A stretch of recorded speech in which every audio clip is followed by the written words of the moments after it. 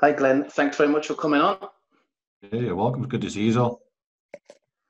So today we're going to chat about something that is, I have to admit, I'm very much a beginner at, but desperate to learn more about. And it's something that I keep talking about with anybody that will listen.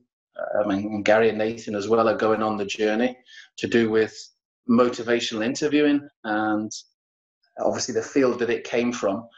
But we believe it could have a huge impact for football coaches over here, and more so is for the players and the parents that we're working with, how it could really start to improve their experiences. So first of all, though, a little bit more about yourself and how we've managed to get you on here. Yeah, cool. Well, I'm Glenn Hinds. I am based in Derry and I am a training consultant. I'm a social worker by trade. In my background, I studied psychology at college and then went into working in mental health in Belfast. And from there, I trained as a counsellor and then studied social work and moved from mental health into addictions. And it was while I was working in addictions that I was first introduced to motivational interviewing. For the first year of my work in addictions, I was experiencing what was traditionally known as the Minnesota model, which you would recognize on TV as the group sitting around and people essentially getting strips teared off them.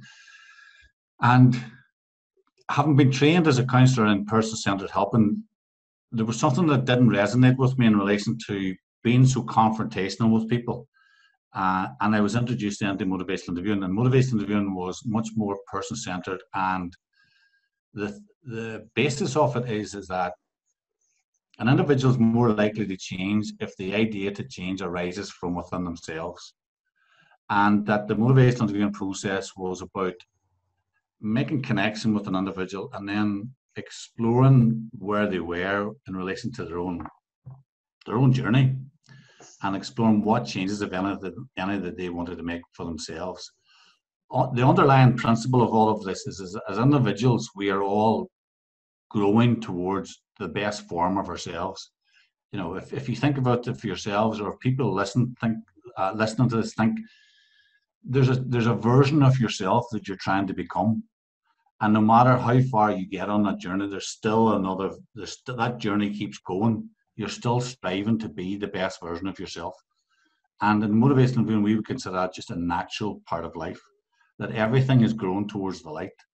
But it's very rarely that anyone would ask you, who do you want to be? We're all asked at school, what do you want to be? And more often than not, we tell the person asking us about a job that we want to do. But in motivational interviewing, the curiosity is about the person you want to be. And more often than not, what that does is directs the individual towards the values that are important to them. And we can then be curious, how does the behavior that they're exhibiting assist them to become that person? And if it is, then it's a purposeful behavior. And if it's not, then it's getting in the way. And what happens there is they experience what's called a discrepancy between the person they're trying to be and the person they currently are. And what we do in motivational interviewing is help them navigate between these two spaces, the way you are now and the way you want to be. But what's really important about that is understand that I don't know who you're supposed to be. I don't know how you're supposed to be, but I do trust in you to be able to navigate that journey alongside of you. And essentially what's happening is in motivational interviewing, the way we consider it is that essentially the client or the individual talks themselves into change and the practitioner listens them into change. So that was my introduction to MI, that allowed me to realign my practice with my values as a person-centered practitioner. And that was about 25 years ago when I was first introduced to it. And then about 20 years ago, I got a chance to go away and train with Bill Miller, one of the architects of MI. And then the following year, I went and trained with Steve Rolnick, the other architect. And ever since, I have been developing and delivering trainings across UK and Ireland and the States, primarily to health and social care practitioners, but more recently, with the efficacy of motivational interviewing being shown to be useful across more domains, including sport, the curiosity and interest is growing, and the demand for my training is spreading out across those. So I'm looking forward to having this conversation with you about how and if MI can support you as coaches to not only just engage your players, but also, that very important, as you're describing it, the relationships you have with players' families and parents. And you mentioned there about the curiosity. So if I start almost at the end, Right. and say, how could you sum up motivational interviewing for the coaches that will be listening? How are they going to see it as this is useful for them? I guess within that question is that the coaches will want to know, how will me learning motivational interviewing help me to do what I want to do? And it's about understanding, what is it you as a coach are endeavoring to do? And I guess each one of you as a coach will probably have a slightly different answer, but with the theme, which is to help these young people, if you're working with juniors, to these adults, to perform to the best of their ability on and off the pitch, ultimately for their own success, but potentially also then for the success of the team. And again, it's recognizing each one of you as coaches probably have a slightly different focus. Some of you will be results focused.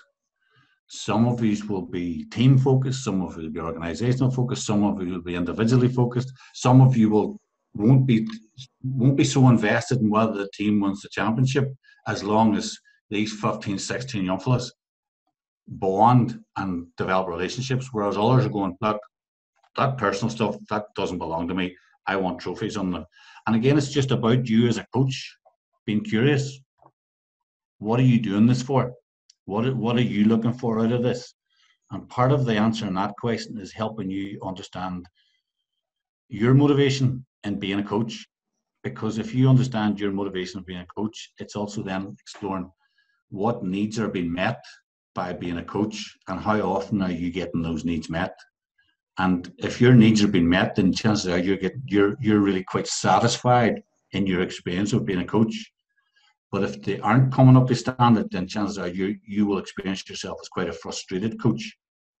And that in itself is something to be curious about and to pay attention to, is, are you doing this in a way that is achievable? And is it fair to ask those young fellas to do that for you? And it's about that. So the motivational, when I teach motivational interviewing, part of it is about helping the trainees and the practitioners understand, first of all, the psychology of change, human psychology, what makes people happy, what makes people thrive, what makes people grow. And we've got 5,000 years of human research and endeavor to inform that. And one of the most important things for us as human beings is having a sense of purpose, having a sense of, and to be valued by other people. It's recognizing human beings are social creatures. We live and work in groups. The most successful human beings are human beings who experience relation. They feel connected. And when we feel connected, we thrive, and we're more successful in what we do. Whereas if we experience isolation, that's generally what makes human beings unwell. When human beings are isolated, they get sick, emotionally, psychologically, and eventually physically sick.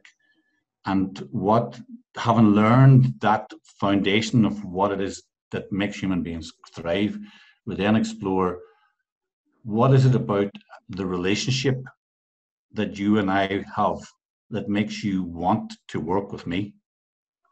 It's a bit like, sometimes I would do some stuff with corporates, and it would be, what's the difference between a manager and a leader?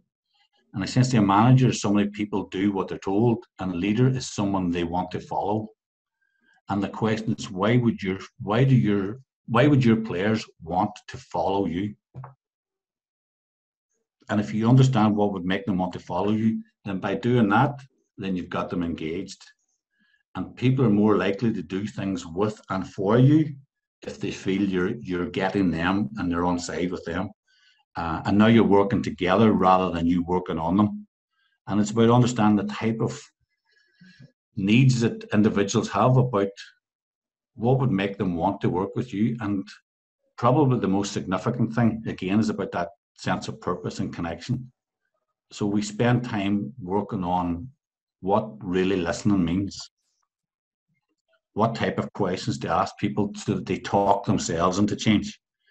And really importantly, the significance of what's called affirmations. So that's that ability to see the strengths, the talents, the abilities and gifts of an individual, and to communicate those to them in a way that helps them feel validated and heard and understood. And you've mentioned the why there, and a few of the things that we've tried to cover with coaches over the last number of weeks, and really digging into our why of coaching, and hopefully how everything that we do, the sessions, even down to the activities, even down to the language that we use, reflects our why. And I think that's us starting to touch on some of the things that you're mentioning there, and this is certainly given me more clarity about the journey to go on, to get better at that. And as you say, building those relationships. You mentioned change talk there, or empowering individuals to change. Now, there might be some coaches listening saying, well, my players don't necessarily need to change. But as you mentioned at the start, is that it's always about that, well, they might be getting there, but there is that room for improvement. There's always going to be that room for improvement. And we as coaches, we want to develop each individual.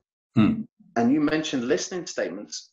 How do we as coaches go about starting to understand the importance of listening statements, and in order to build those relationships with our players or parents or even other coaches?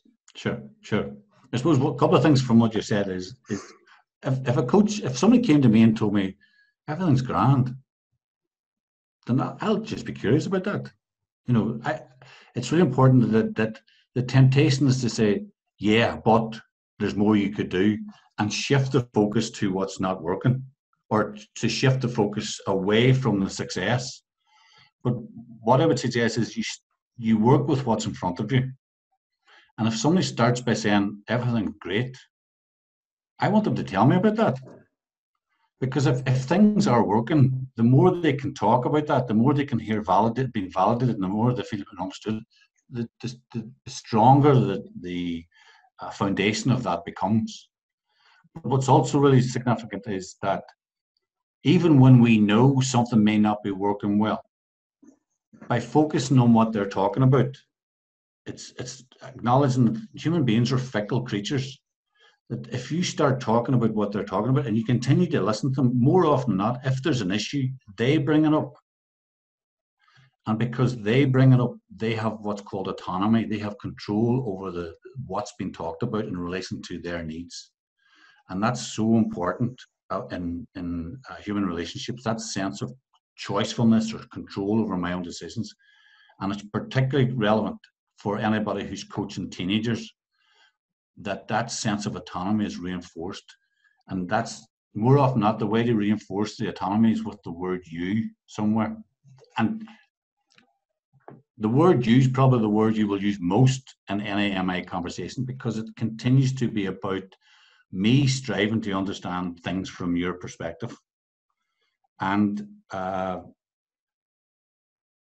there's, in relation to person or change language, in motivation, when we talk about, there's two forms of change language. There's one which is about change talk, which is a language which should suggest a person either has desire, ability, reason, or need for change. And that's what's called preparatory talk, which is you're talking about a desire or ability or a reason to need. That's about what you want. You haven't started changing yet, but you are starting to think about it. And then the language shifts then to commitment talk, which is commitment, activation, or taking steps. And it's recognizing that change is a process. It's not an event. That it's not just, boom, it happens. You see the behavior change, but before behavior change, so much has to happen. And one of the most important things is before behavior change is I have to change my mind. So if you're going to help somebody change their behavior, you have to first of all help them change their mind. And to help you do that, before you change their mind, you have to know what they're thinking. So it's all about going over to where the player is and trying to see things from his perspective. Ideally seeing things from his perspective without judgment. He doesn't need your judgment.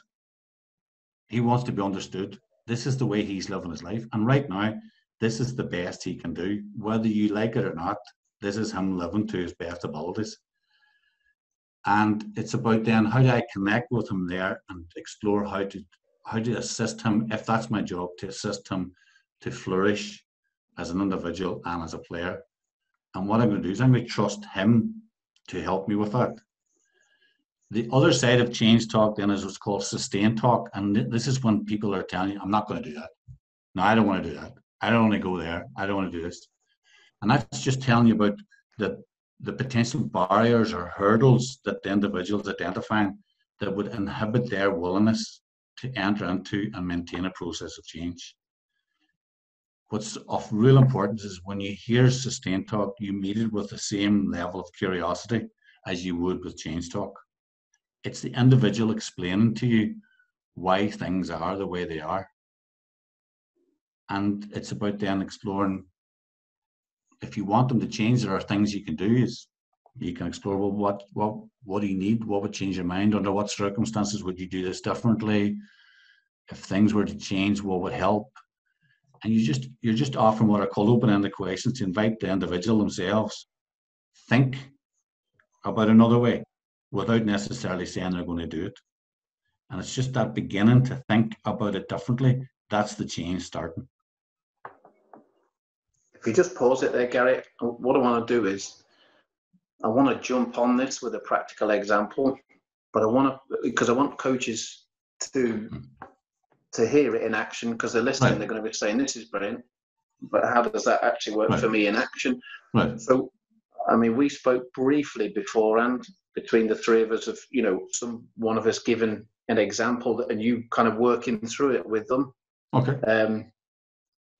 What do we think, guys, is going to be the best for a coach to listen to and go, oh, that makes total sense to me? Maybe you've got a thought on that, Glenn, something that where a coach is going to hear it and go, I can use that tomorrow on a football pitch. Or again, maybe it's about recognizing everybody that listens to this is going to hear this differently. And what you can do is you can offer them what would you like to hear, and allow them to decide what they think themselves about what they're hearing. And it's recognizing you'll have a spectrum of responses. And that's again part of the spirit of motivation. It's recognizing when I go to help you, it's not about me getting you to be who I want you to be or to be a certain way. It's about my willingness to turn up. It's about my willingness to turn up and to offer you what I have, but not have an expectation of how you're supposed to use it. Yeah. That's your choice. In the same way as anybody listening to this now, whatever it is you're taking from this, that's what you're taking from this. Yeah. Yep. Well, if you whatever it was you were thinking about beforehand, do you want to be a player? Do you want to be a coach? Do you want to be a mother? Do you want to be a father? Just off the back of what you were talking about in terms of the change talk, one of the things that can pop into my head, and I think you two boys would agree with it as well, is you get it quite often where you're speaking to coaches and you hear them talk specifically about one player. He's disruptive. He does this. He's from a bad background, and they make all of the excuses that they can think of, just so they don't have to engage with the player to make any significant change. They use their behaviours to say, "That's it. There's nothing I can do." I've had it plenty of times in my career where I've experienced a player who has been, and to be fair, normally the player who has been playing up a little bit is normally one of the better players in the squad. So coaches may then feel at grassroots level in particular that they don't want to go but they don't want to go after that child in case they lose that child because they're the best player. Then mum and dad get upset and off they go. So I think a lot of what happens at the youth level is about trying to understand how to manage those behaviours and have those conversations. Sure. And I guess it's about recognizing, I suppose, the responsibility that you as a youth coach have, that you've got still a very malleable human being in your hands, and everything you do leaves an impression. And it's to recognize that, you are a human too. You're human too. And, you know, it would be a lot easier if 14 young fellas turned up on a Saturday morning and all of them were A-grade footballers. And you just went, there's the Nets, boys, away you go. And they went out and won every match. That would be fantastic. But I guess the reality is you're getting these kids who start by swarming after a ball, and then you try to get them to do it a wee bit differently and a wee bit different. And they're growing as footballers over the years. But their lives are coming into the club with them. And it's about then, what's that like for you as a coach? That, you know, this kid does live in a really disruptive life. You know, he may be living in an alcoholic home. He may be living in a house where the parents are fighting a lot. He might be getting bullied at school. He may have learning difficulties, whatever. Just the multitude of human realities. And it's about whether or not you feel equipped to be able to reach that kid. And for some people, it's like, that's too far away. That's too much for me to deal with. But what if we didn't look for someone to blame? And we just recognized, I can't reach that kid. But that's not because that kid's too far away. It's just I'm not equipped to reach him. It doesn't mean he can't be reached. But it's also recognizing whatever behavior anyone is exhibiting, it's a form of communication. They're saying something to the world. And the only thing that's going to change it is for someone to hear what they're trying to say, and to hear it from that place where you be curious on what it is they're trying to tell the world, that maybe they can't say out loud, but their behavior's exhibiting something's not right here. And it's about whether or not you as a coach feel that it's your place or your responsibility to be able to go over and go, hey, young fella, what's up? And just be curious. Just have that simple conversation. It rings sort of ideas in my head, as you mentioned, about the responsibility.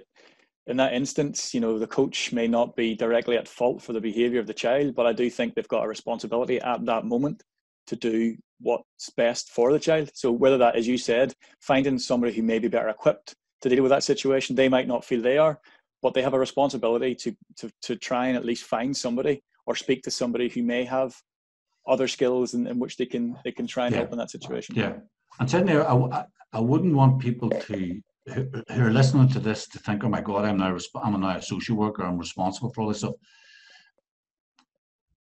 I don't want people to feel burdened by that. It's about, there is an opportunity for you to recognize that if you can see a kid playing up, he's trying to speak, he's using his physical self to communicate something. And I guess the fact that you're a coach would suggest that at some level you want to be helpful to other people. And one of the things you can recognize is, if you want, part of your coaching is to be able to see the whole person without feeling burdened. This is really important as a coach or a trainer or as a helper, that when you're helping other people, you have to maintain your own well-being. There's no point you throwing yourself under a bus and you getting physically or emotionally, psychologically unwell as you help other people's health grow. So this is about your own well-being as well as about your own keeping yourself well at each dimension, your physical, your emotional, psychological selves. And if you don't know, you don't know. But that doesn't mean you can't find out. And again, that's about that idea that you as a coach, if you're trying to do this by yourself, then you are isolated. And then that's where the difficulties will arise for you. And again, with any training, it's, you know, introducing people to motivational interviewing is helping them recognize, look, I don't expect you to be able to leave this training and to be an MI practitioner. It's like swimming. Let's just go and look around the pool. Introducing kids to your football team. You don't take them out and throw them out against the first team. You bring them over, and you show them the pitch. You say, this is the training area. This is where we share. This is where we do this. If you want to join, you're welcome. So there's this easing in process, and it's the same with the training of this skill. There's an easing in, building on what it is you already do. You're already successful at what you're doing. You already know how to help players because you're coaches. This is about building on what you already do. And it's not about replacing what you do. It's about adding to what you do. It's to offer you another tool or another skill or another talent to add to what's already been successful. And part of it is recognizing you may notice things in some of the players or families that you're working with, and you may or may not want to notice it to the kid. Yeah, wow, it's starting to bring back thoughts in my head. Certainly, what you're talking about in terms of getting to that their actions are communicating actually what they're trying to say, even though it might not be verbal. And I think it's a huge takeaway for me. I've been writing it down there actually, because I think sometimes we expect children to act in certain situations or in certain ways when we start adultifying the game. So we expect a child to act as an adult. You know, if an adult was frustrated or angry, you would expect the adult to be able to articulate that to you. So sometimes when you go with that mind frame to a coaching session, obviously because you're expecting a certain response from a child and they don't give you it, then there's a confusion and a misconnect there somewhere.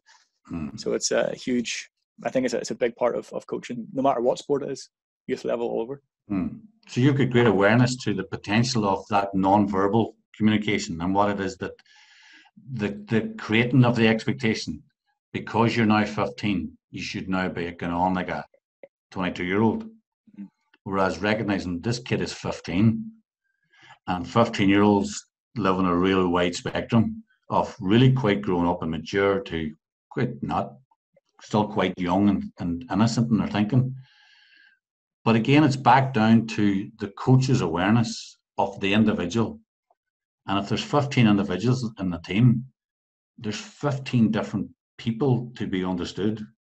And then there's the team as an individual itself. That's a bit more psychodynamic, the idea that these 15 individuals together create one individual. And each one of them have add an aspect of the personality of that. And, you know, when I was talking to James before, it's like, the decisions that the likes of Alex Ferguson made. He got rid of Pogba because he didn't fit in. Fantastic footballer, but he was not part of the team. And he's been brought back to Man United and he's still not part of the team. There's a reason. And it's like, it's just recognizing, again, it may be that this is not the right player. But it doesn't mean that just because he's acting up on one occasion, you go, right, you're not the player. You can do that, but you can engage in the process. And if it's even about the ending of going, you know what, kid, you don't fit in, you can do that in a way that doesn't do harm to the kid's confidence. And just say, look, there's ways to have that conversation, and that's what the motivational interviewing and the training in MI teaches you, is that ability to, as you were noticing, it's that ability to see the behavior and understand it, and then you articulate it. You put words to the feelings. You put words so that it has been spoken. It's just you're translating their behavior into words. You seem really frustrated today. You seem really annoyed today. You're really angry about what's going on here today. What's up? Because he may not be able to articulate his emotional experience, because no one's ever taught him. But that's the opportunity for you as a coach or as a trainer to go, hey, you look frustrated. And he goes, that is what I am. And then you work with the frustration to help him resolve whatever it is that's getting in his way. Yeah, I remember reading Bill Beswick. He was a sports psychologist at Manchester United for a lot of years under Ferguson.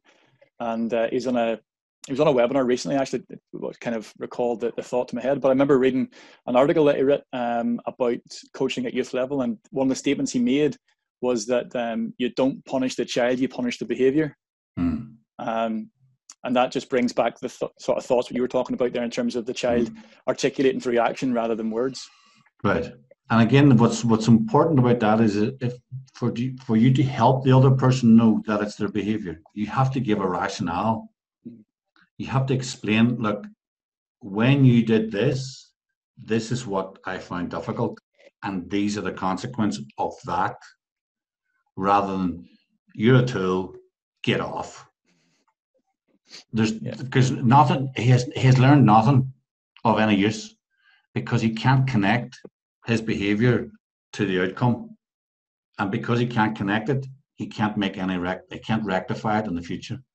So give him what's called cognitive rationale, give him the explanation about why you're making a decision, and allowing yourself to recognize this is one of the theories that informs motivational interviewing. It's called self-determination theory. And what Ryan and Dici talk about is that idea that if I can if you're going to help people change their behaviors, you have to explain what it is why you're doing it, but you also acknowledge what that's going to be like for them. Guys, I know that you're annoyed because there's a big game on the TV tonight, and some of you are pissed that I brought you in for an extra training. I get it, but listen, there's a big game coming up 2 weeks' time, and I need to get you up to sharpness. You're acknowledging their frustration, you're giving them a rationale for your decision, and you're pointing them in the direction you want them to go in. Now, that's your rationale behind it, and now they understand why you're behaving the way you are, why you've pulled them in from watching the football. I just kind of went on my own little journey of self-discovery there as you were speaking, but it is the power of it, and it does sort of bring, you're almost connecting.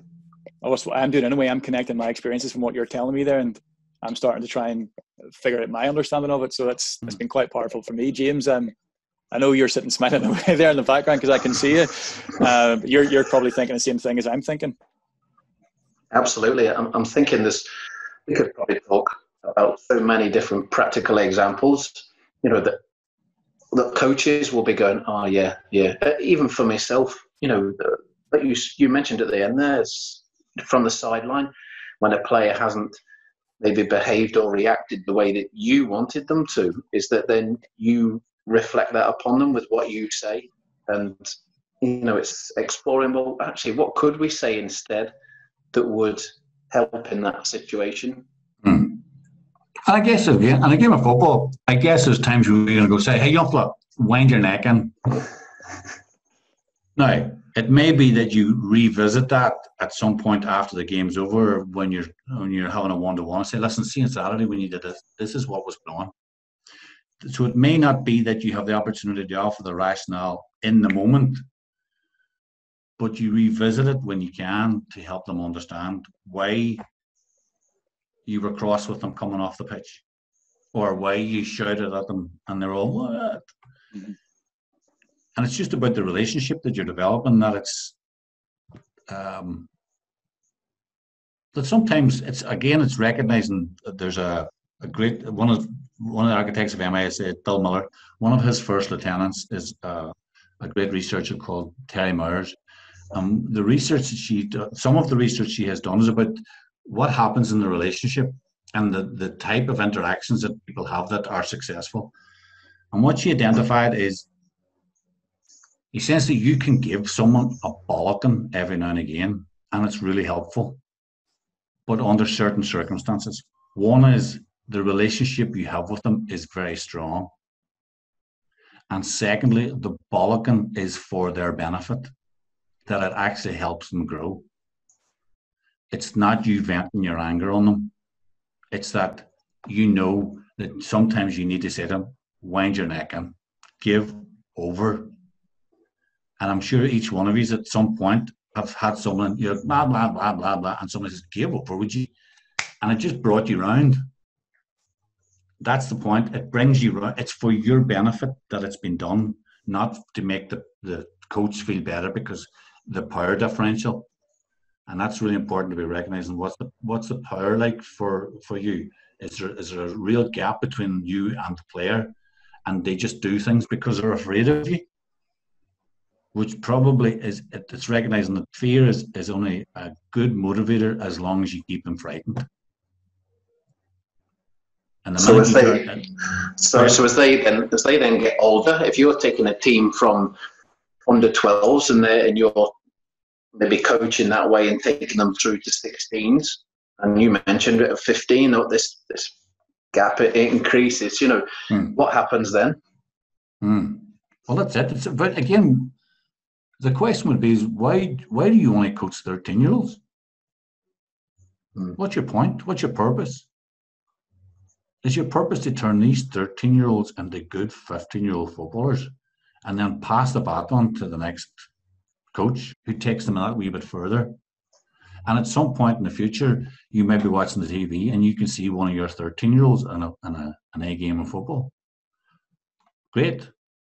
Is it about creating an opportunity for 35 teenagers to come to your club on 2 nights a week and have community and connection and fellowship and friendship? Okay, then that's the atmosphere you create. And in that place, you may discover you've got some really talented footballers.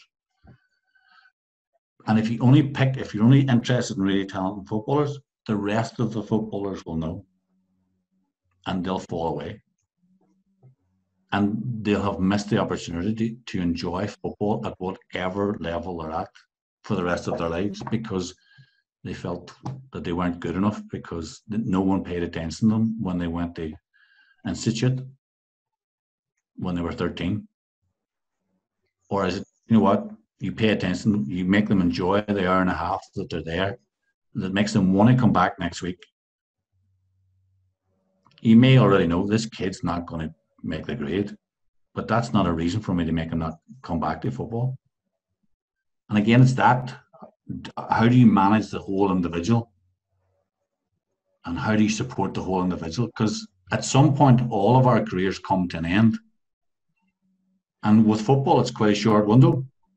And for some footballers, it's really, really short.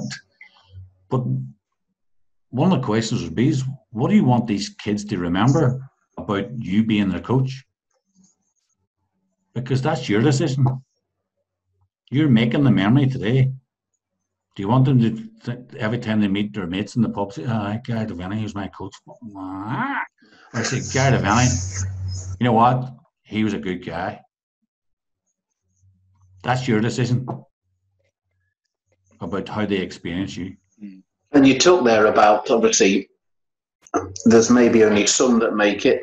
And when we're coaching over here, that number is quite a bit smaller than maybe over in England. And, your attention can be solely focused on that one that's going to make it. But as you're saying, it's about being more needs-centered for all of them. How do you want to be remembered as a coach? Are you impacting on all of the individuals? Does that bring us back around to seeing things with strength lenses? And is there a connection there with, actually, if we can see even the so-called lesser developed ones at whatever age we're talking about, if we had context, say I'm an under 10s coach and there's a lesser developed player, if I actually start to look through strength lenses, what else am I going to see in these people? Sure. And maybe one of the ways to think about this is for you and your listeners to consider, do you remember any good teachers at school? Mm-hmm. Yep. The question I'm inviting you to think was, what made them a good teacher? And how many not so good teachers did you meet? And what was it about them that made them not so good teachers? And the thing about what you're identifying is, it was you that decided they were a good teacher or not. And it's about what characteristics was that individual bringing to the relationship they had with you that made you want to spend time with them, made you want to listen to them when they were teaching you, made you want to talk to them. Chances are if you did your homework, their homework was slightly neater than the other teachers. You were investing part of yourself in the relationship because of something they were doing. That's what we're interested in, is why did you want to follow them? And if you can remember what it was about them that made you want to follow them, practice that, and you will have people wanting to follow you. And what it was chances are, they listened to you, they valued you, they respected you, they had your best interests, they kept you in line. They didn't remind you of your mistakes every 6 days about what you did 3 years ago. when it was done, and they didn't hold it against you, and they believed in you. And that's where the strengths lens comes in. And motivation, we talk about affirmations, and it's about that ability to see what is it about this individual that's making them grow without me. And it's like recognizing the three of you guys got here without me. How did you do that? And the answer is you. And that's the bit to begin with. This 10-year-old who's just turned up to football, what's that like? Being 10, coming to a football game. And you'll see some kids and they're just, boom, clued in, and they love it, and they're running around. And you'll see other kids land in the car, and the mommy or the daddy having to walk them into the pitch. What's that telling you about that kid? Pay attention to that. And how do you recognize the need of that individual? And then what can you do as a coach that will make him or her feel that wee bit more comfortable and confident, so that at some point in the future, the door opens, they get out, they walk down themselves. But there's a journey between them arriving with their mommy and them arriving on their own. And you can assist them with that. You can either put them off so they don't want to come next week or 3 weeks' time, because when they came, they were shamed in front of everybody. They were you made fun of them in front of everybody. They were the butt of the joke. Not helpful. Not helpful for kids. That shame and imprint can last a lifetime. So it's about how do we draw out. So it's about recognizing that kid's nervous. So a strengths lens would look at that kid and go, that kid's got courage, because this is not easy for him to do. This takes bottle on his part. And maybe it's about noticing that to him. Yes, kid, good to see you back again. You're some boy. I'm glad you made it. And then you just change the language as the age goes up. Just to acknowledge, hey, listen, I appreciate that this is a big deal coming from a different club to us. So I really appreciate your courage. I really appreciate your determination. I really appreciate your willingness to try a new thing with us. And I want to be supportive as I can to make this as easy a transition as it can be for you. What would help? And that's just that recognizing people are struggling. They are. But they're all still getting on with it. And if you want, you can focus on what they're doing wrong and take for granted what they're supposed to be doing right. Or recognizing they're doing this right and they're struggling with this. And it's an and, they're doing this and they're doing this. And where you pay attention to is what you'll notice.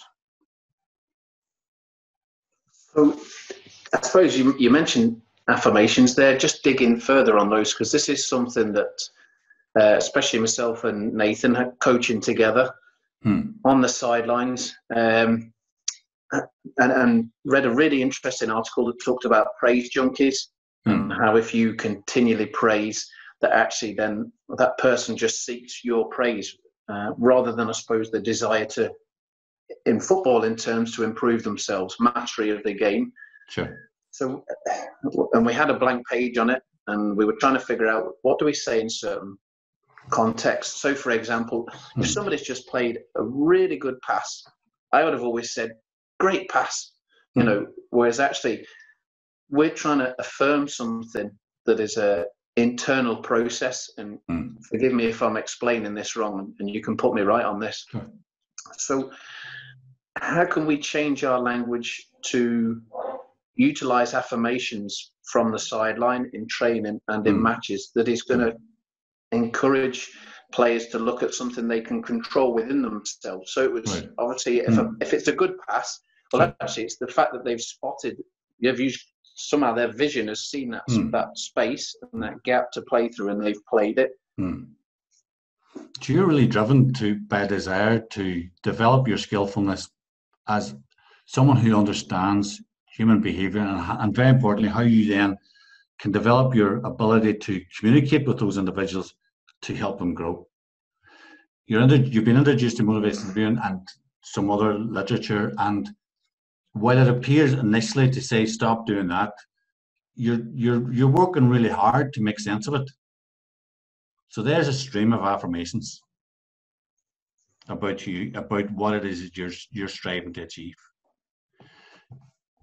What I would suggest is that this is not about having a universal conversation. Some kids need you to say, good job. Great pass. Great pass. That's what he needs. It's not that you don't give people praise. It's about what is your intention in giving it to them, and does it land in the way you want it to land? And is it enough for you to shout at number 7, fantastic, great through ball, love it? And you see him, his game just lift. Great. If that's what you wanted, you got the result you were looking for. Good job. It may be that, as you say, you recognize it wasn't just that it was a great pass, but that you validate and you affirm. I love the way you might not shout this across the pitch. It may be a conversation after. You could shout, love, hey, fantastic. I love the way you saw the open. Keep using those open spaces. I love the way you're doing that. Or else it's a case of going in the conversations at training ground. Listen, you've got great vision. You're seeing number 9 and number 8 running in. Keep using that on the pitch. I want you to do that on Saturday. I want you to be thinking you can see things 2 or 3 steps ahead of everybody. That's fantastic. Keep doing that. And what you're doing is you're just affirming his skill and talent and his vision, not just his football. So I would be encouraging you to strive to understand the person you're with as themselves and see what they're doing well and build on that, and see where there's areas of development and work on that. And it's Sorry, no, what you were saying there, and I suppose James can speak about it as well, but as soon as I discovered motivational interviewing, my only form of communication was motivational interviewing. So I couldn't praise at all, and that was the same problem James had. That was it finished. Yeah, so as you spoke about there, I think it is a case of adding on motivational interviewing. It's not a case of replacing it, but it's a case of adding on. Yes, yeah. And I would often say to people, when my kids were young, when my daughter ran towards the road, I didn't shout, Bruna, on a scale of 1 to 10, how important is it for you to stop? I shouted, stop. Why? Because that's what was needed. I could do the rationale afterwards, but I needed to get her to stop immediately. I needed to raise my voice and say, stop. Yeah. And sometimes, like I say, that's exactly what was needed. And it's working out what's needed here. Afterwards, it could be, what's weird? Why do you think I asked you to stop? What was it that was going on that I needed to get you to stop right away? Why do you think that was? And you can be doing that with your players. And so, look, my daughters love me told they're beautiful. That's not an affirmation. That's praise. That's me. That's a judgment on my part.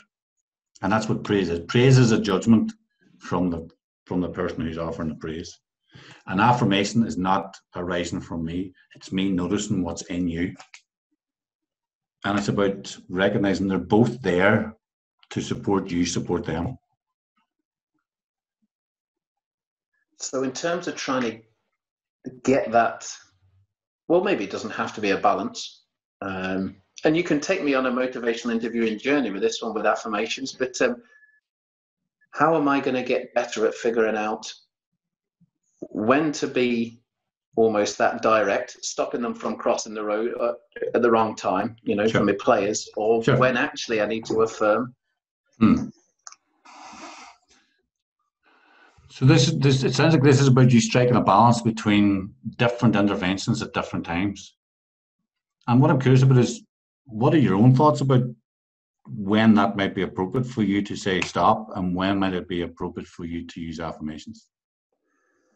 For me, I feel that I've gone to the extreme where actually I almost don't use the stop whatsoever in case it has a negative impact. And this has helped me to understand that actually it's not quite as black and white as I initially first thought. So this is about integrity. You want to do what's right by other people. And when you were introduced to this idea of praise somehow having a negative connotation, it was really important for you to take that. If that doesn't work, I'm taking that out of my practice. But it left a space, and you've been struggling to fill that space. So, and at the same time, it sounds like having this conversation and other conversations around this has been reassuring for you, because it's not about using one thing or another. It's doing the right thing. And that's what you're always driven by, the desire to do the best you can for who you're with. So with that in mind, what would help you move this forward for you in a way that would be resourceful and meaningful for you? I suppose for me, it's actually, I suppose I'm asking myself the question, do I need to understand motivational interviewing much, much better? Or do I actually just, and obviously lockdown doesn't allow this to happen right now in terms of coaching, but actually do I need to just get out there and experiment more with both the praise and the affirmations, now that I understand that praise isn't going to have such a negative impact that maybe I thought originally. Right. So in some ways it's about, one of your choices is, I have to go away and become an expert and then I'll bring it into practice. Or the other one is, you know what, I could bring it into practice and see what happens. And how does that sound to you? The fear with the experimental one is, and I suppose I keep reverting back to it, is possibly the negative impact it could have on an individual. That's the last thing I want. But if I'm, I'm going to make mistakes. I preach it to my players that you have to make mistakes in order to discover, in order to improve. So is there a case of, and you've mentioned it already, is that actually I can make that mistake, but then come back to it maybe straight afterwards or a few days afterwards and have a discussion. If I didn't do it right for a particular player, that I can actually have that conversation then with that player. So again, it's about that. I suppose the one of the roles you have is the modeling that you do. And if you're inviting your players to know, guys, we're all learning here. And we're going to try some things, and they might not all work out right, and we can call them mistakes. We're going to make mistakes. That one of the opportunities exists is that you're modeling the growth journey by you continuing to practice growing. You're not out playing football, you're practicing coaching, and you're learning new skills as a footballer, or as a football coach, as they learn new skills as a footballer. And you're exploring the possibility, what if I could try new things and not have to get them all right every time, first time? And I wonder, how does that feel for you, the possibility that one of your options is to go, okay, there are certain aspects of who I am, I've got them nailed down, but this idea of learning to talk using this thing called motivational interviewing, I'm still a novice. And that's uncomfortable for me.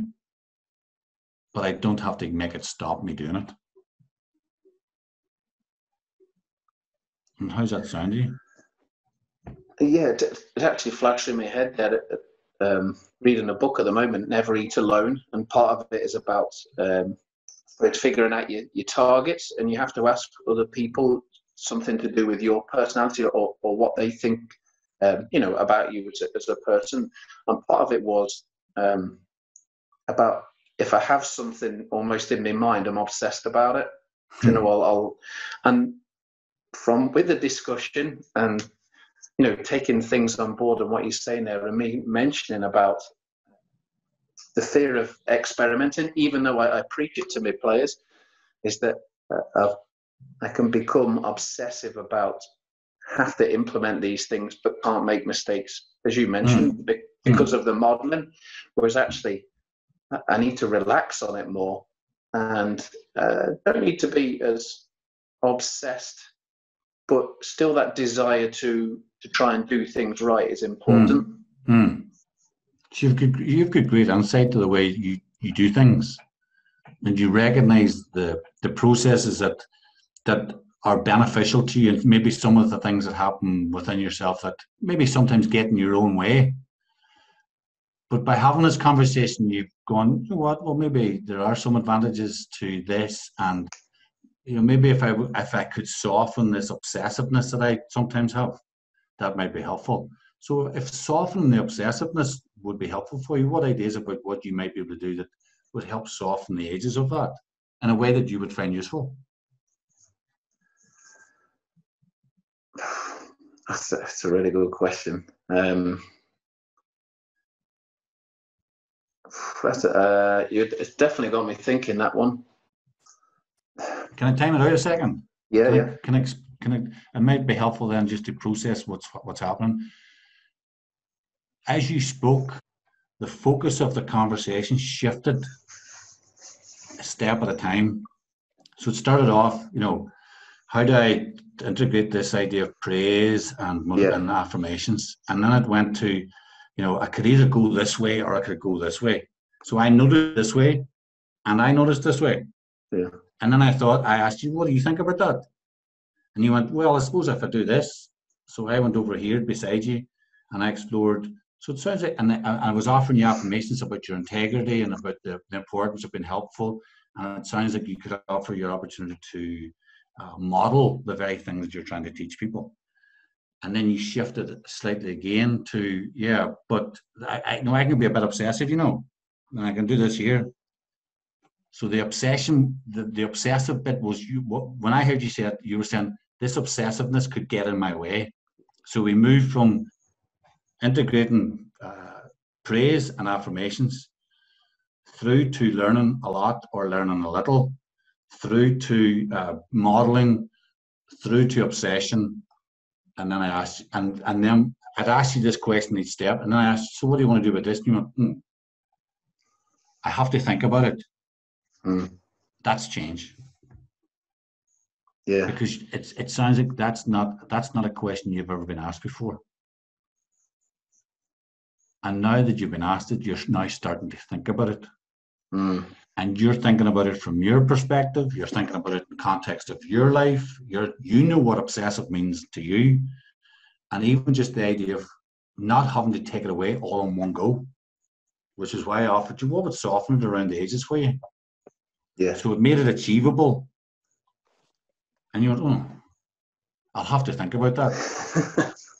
Yes, great. And that's the work. Yeah. You're now thinking about solving an issue for yourself. Yeah.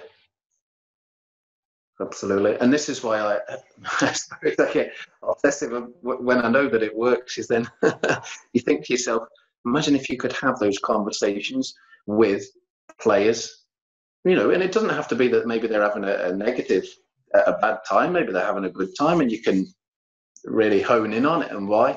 Or maybe it's a conversation with one of your fellow coaches because they're actually just having a bad time at work. And maybe you could just help them with it, or they're having a bad time with, the club that they're at. Fascinating. So, in many ways, it's about recognizing these are just good human conversation skills. This is about us choosing to be interested in this other person, really interested.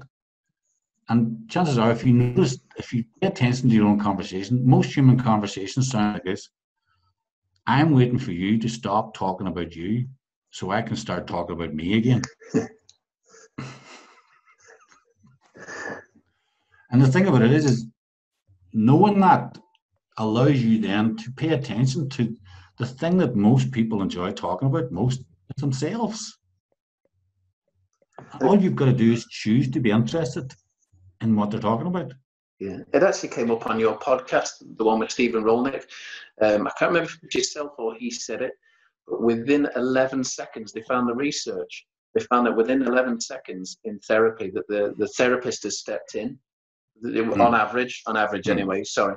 And does that bring us on then to, I suppose, the writing reflex now, is that actually, there's that desire there from a coach, because it's why we coach, is that we want to step in, we want to help. We see an individual struggling, we want to help them just straight away. You know, if maybe they're having a bad game, or maybe they didn't make the pass that we wanted them to make, they might have seen something better and it didn't quite work. So we step in just to try and fix it for them. We're constantly trying to step in. I know from coach education courses, we're encouraged to step into the grid and fix things for the players. And you've said it already, actually. Sometimes it can be about stopping the kid walking out onto the road and figuring out that balance. But I suppose I'm trying to focus now on the writing reflex for coaches. For me, there's a difference between helping and fixing. So, for example, the conversation you and I have had, how much advice did I give you? How much direction did I give you? How many solutions did I offer you? None. But the thing is, was it helpful? Massively, yeah. Right. So it's about recognizing the instinct to be helpful is in us. But being helpful and fixing are not the same thing. And that's about the relationship. Again, that's about what we in motivational interviewing call the spirit, or the practitioner's attitude, the coach's attitude. If you think that you are the boss and you know all the answers, then okay, there's a power differential. And they will live up to that power differential by stopping being creative and imaginative themselves. But yes, there's a pyramid and you are slightly above them, but it's about how you manage that space. And it's about, there is an issue. How can we resolve this?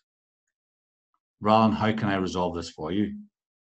Or what can I do that you would find helpful for you to sort this out yourself?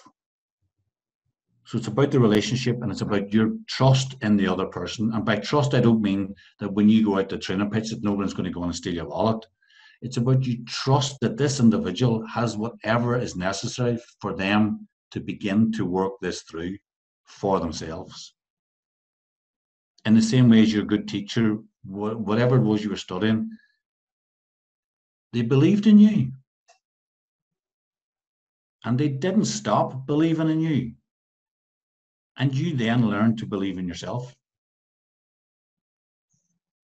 And that's what we can do, is we can instill belief in someone else. And the only way to instill belief in another person is to believe in them. Whatever it is you want to teach them, you have to have it for them. Do you want to teach that young fellow to be a bit more patient? Okay, well, you've got to be patient with them then. You can't shout a kid into patience. You can't shout anybody into patience. You can only shout them into shouting. And it's how you are with them. That's what you're teaching them. If you're an aggressive coach, you're teaching kids to be aggressive.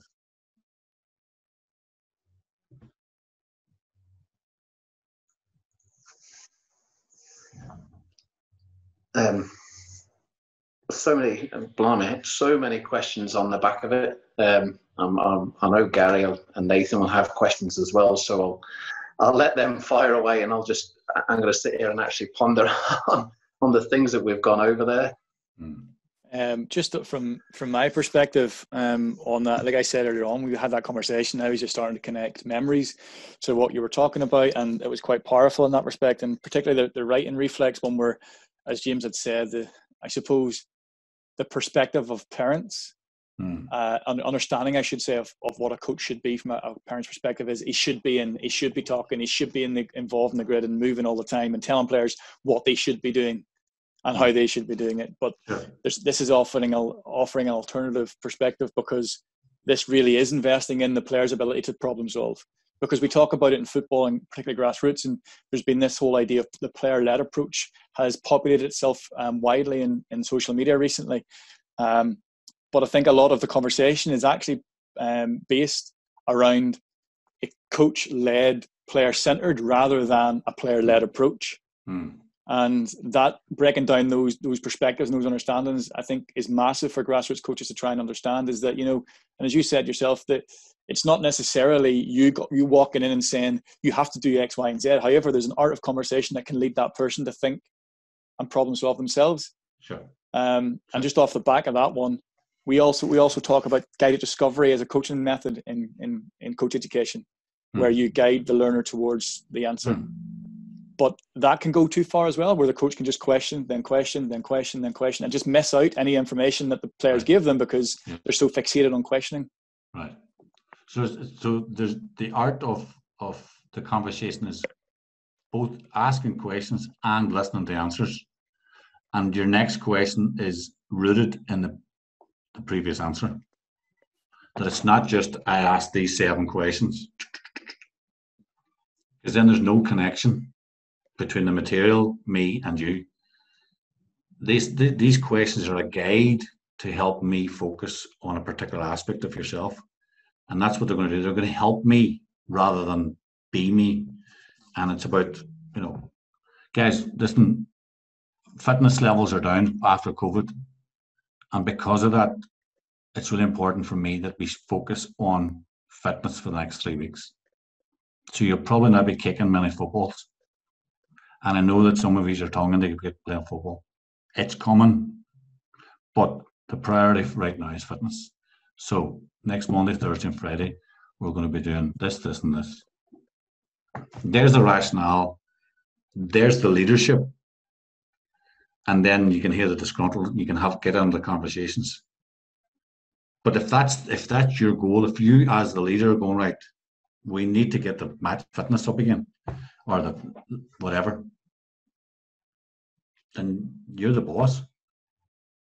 And there's that differential. That's why you're the boss. And if they disagree, you can have a conversation with them about it. And you might, as you listen, go, I know. I see what you mean. And be willing to change. But if it's that this is the way and there's no alternative, then this is the way. And if you want to be playing on Saturday, this is the way. And again, so there's a lot of dynamic, and particularly, if you're thinking about the relationships you have with parents, one of the things I do when I do training is whomever you're speaking to is the client.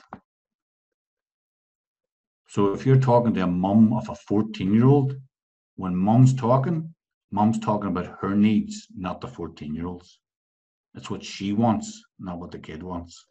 She might be talking about her kid, but she's talking about what she wants for the kid. So you've got to listen to her and her needs and be able to hear what it is she's saying. So that's where the reflective listening and the affirmations. So it sounds like it's really important for you that Johnny gets a chance to get on, because it sounds like you're worried that because Johnny didn't get played in the last 2 Saturdays, his head's going to go down. So it's really important for you that Johnny stays at football. It sounds like you really care about Johnny and you want the best for him. So one of the things that we need to explore is what it is that needs to happen for Johnny to be able to get on the pitch. And maybe there's some things that you could be doing at home that could help Johnny. So maybe it's about, I'm just wondering if we could have a conversation about his diet, his bedtimes, because he's turning up and he's exhausted. And he's not, his head's not in the training. So I don't know if there's stuff going on at home. And you don't need to talk to me about it, but maybe there's stuff going on outside of the pitch that you may need to have a yarn with Johnny about. Maybe there's stuff going on at school. Maybe there's stuff going on at home. I don't know. But there's something going on because Johnny's not himself. And if she wants, she buys into it. She doesn't. But you've engaged her in a conversation about her looking after her kid. And she wants you to look after her kid in a way that she thinks is going to be good for her kid. So you both want the best for the kid. She just wants it. She just has a different priority, and you just acknowledge that to them. And it's learning to listen to that and understand what it is they're saying when they're giving off. And the other day we spoke about a really disgruntled parent, and if I remember rightly, your words were not necessarily about calming them down. Oh. Obviously straight away, I'd be looking to calm them down so then we could have the discussion. But actually, you were explaining that it's not necessarily the best way to do things. How you are right now is how you are.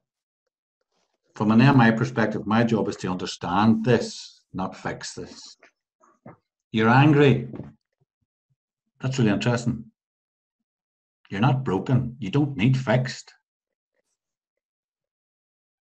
Your anger is your anger is communicating something. What is it? And usually it's that your needs are not being met and you're frustrated. And what I'm going to do is I'm going to try and communicate. I hear you. You seem really annoyed. And if I know what's annoyed you, I'll say that. You seem really annoyed because I pulled you off 10 minutes before the end of the match and you're pissed with me because you wanted to stay on. I love your drive. I love your dedication. I love your passion. But if it's okay, this is why I did it. Their centre half was breaking through the middle and he was leaving us exposed on the left. It wasn't about that. It was about this. There's one way to explain it. Another one is that he's just been a dick. And he just goes, you know what? You seem really pissed at me. You're really annoyed that I'm not doing the way you want things done. That's really annoying you. What is it I'm doing wrong? And you just be curious. And you meet anger without anger. You meet the emotion with understanding. And what happens is when an emotion is understood, it softens and dissolves. Because all it's looking for is to be heard. And if it's heard, it moves. If it's not heard, it gets louder. Brilliant. I'm very aware. I'm not going to apologise, but I'm very aware we're taking a lot of your time here, and I could actually listen. I could listen and quiz you on it all day long. We'll come to one of my trainings. Oh, definitely will do. And we will be sharing your details and you can send them through to us, and we'll get information up there. Obviously, workshops in terms of physical workshops aren't happening at the moment, but if you're doing any virtual ones, or I mean, there's obviously the podcast as well, which we'll be sticking a link to in there. Great. Talking to Change podcast, which for me, obviously with my obsession, that I've learned a lot in terms of how you use the language, how you use the affirmations, trying to understand, I suppose, the methodology better and how we can relate it to coaching. Anything else from yourselves, Nathan and Gary, before we take up any more of Glenn's time? No, it was just absolutely fascinating. Absolutely fascinating. That's given me plenty of food for thought. I know I haven't been asking too much questions, but that's just because I'm trying to process everything, and I can't wait to get back on the pitch to try and experiment with some of the stuff you mentioned there. Yeah, and just second that with Nathan, because as I said, the reading that we've done and the interaction with you has been the exact same feeling I have with Nathan in terms of wanting to get on the pitch and get it done as much as I can and an experiment. But the other sort of aspect of it too is that, because I suppose why we were so keen to have this conversation, and James can back me up on this too, is that we in Northern Ireland, in the conversation we've had with coaches here in Northern Ireland, they kind of seem to have they shrink in confidence whenever they hear of what somebody else is doing across the water. So for example, they see something on Twitter or they see something on Facebook and they love that, but then when you start having a conversation with them, engaging with them, they kind of just sort of shrink into themselves because they don't have the belief that they are good enough to be able to have those conversations. And having this conversation with you will allow us and equip us to be able to have those conversations with those coaches as well, to try and bring them out. So that's, from my perspective anyway, that's a big takeaway for me. Sure. And recognizing what you're describing there is what's called efficacy or self-efficacy, which is, it's not about self-confidence, it's about your belief in your ability to do something. And if we don't have enough of belief in our own ability to do something, generally we don't even start. And that's where affirmations are very helpful as well, because it is drawing that positive energy, that strength energy out of you, and recognizing what it is you're already doing that most of us are taking for granted about ourselves, and just noticing it and helping them to experience it for themselves. And that just lifts the energy up, and they go, you know what, okay, I'm not coaching Tottenham Hotspur's first team, but I am coaching these boys, and I learned this, and I'm going to introduce it to them. And that in itself is enough. In the same way as that, when we talked about earlier on that attitude, you can either focus on these kids who are going to make it, whatever that means, or else teach kids to enjoy football. And some of them are going to progress through the different layers of the football world. But potentially there's every kid that ever, the kids that come through your hands, they leave loving football because they came because they loved football, or they loved the idea of football. And the time they had with you, you helped them nourish the love of football and the love they get from kicking a football, whether it's at Old Trafford or up against a gable wall down the end of the street.